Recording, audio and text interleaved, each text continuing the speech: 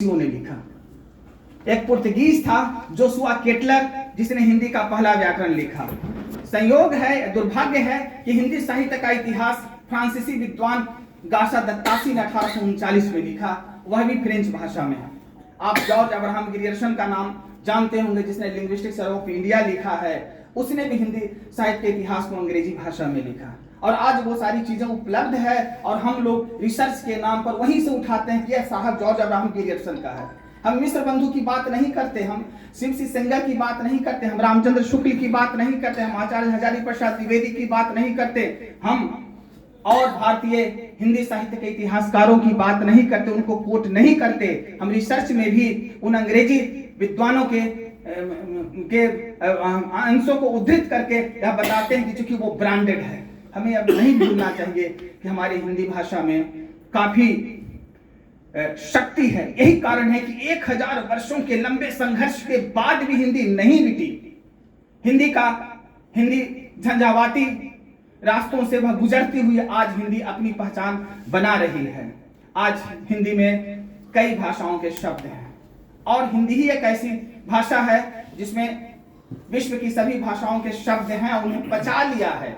उन्होंने कहा नर यान की बात कही, आज हिंदी में अनुवाद हो रहे हैं। अब कुर्सी को, चेयर को कहें बच्चे को लाने के लिए चेयर, तो चेयर वो ला देगा, लेकिन चेयर अगर उसको कहें चतुष्पाद पीठ लेकर आओ तो वो नहीं लाएगा।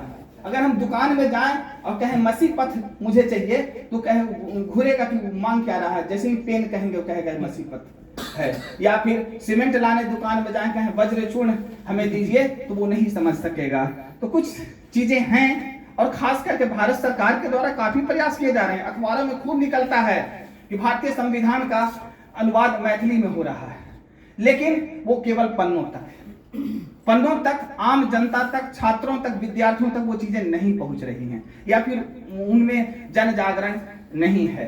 आज हम लोग अपनी अपनी मातृभाषाओं को लेकर के कुछ राजनीति कर रहे हैं। मैथिली के नाम पर मिथिला, बज्जिका के नाम पर बज्जिकांचल, मगही के नाम पर मगधांचल और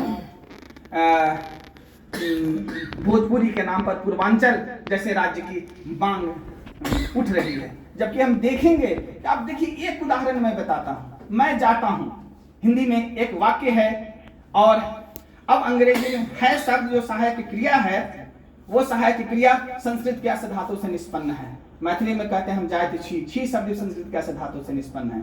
मगही में कहते हैं हम जायत ही शब्द भी जो सहायक क्रिया है वाक्य का, वो संस्कृत क्रिया से धातु से निष्पन्न है। तो अंतर कहाँ है? यह जो कहावत है कि 4 कोस पर पानी बदले 8 कोस पर वाणी, 4 कोस पर पानी और 8 कोस पर भाषाएं बदल जाती हैं, इसी का परिणाम है कि जैसे जैसे स्थानगत दूरी बढ़ती गई है वैसे वैसे भाषा भेद बढ़ता गया है। यह व्याकरणिक अंतर नहीं है, यह स्थानगत दूरी के प्रभाव के कारण इन भाषाओं में अंतर है। और खास करके मराठी में है की जगह पर आहे शब्द का प्रयोग होता है। आहे शब्द संस्कृत का धातु से निष्पन्न है।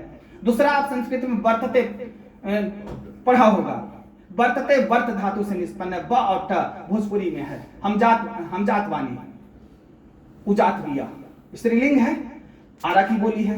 छपरा में आप जाइए हम जातानी, वही वर्त ब और ट से है, वही संस्कृत के वर्त धातु से निष्पन्न। तो अंतर कहाँ है? हमें उन चीजों को ढूंढना होगा, ऐसे विषयों पर, जनपदीय भाषाओं पर रिसर्च करना होगा, तभी राजभाषा का भविष्य जो है वह सुखद हो सकता है। और राष्ट्रभाषा बनाने की बात नहीं होती है जब जो ही उस भाषा के प्रति हमारा राष्ट्र प्रेम उमड़ेगा, स्वाभिमान बढ़ेगा और जब हमें जातीय अस्मिता की तलाश करनी होगी जिस भाषा में, तो निसंदेह हिंदी स्थापित होगी। मुझे विश्वास है कि आने वाले समय में हिंदी विश्व भाषा के रूप में स्थापित होगी।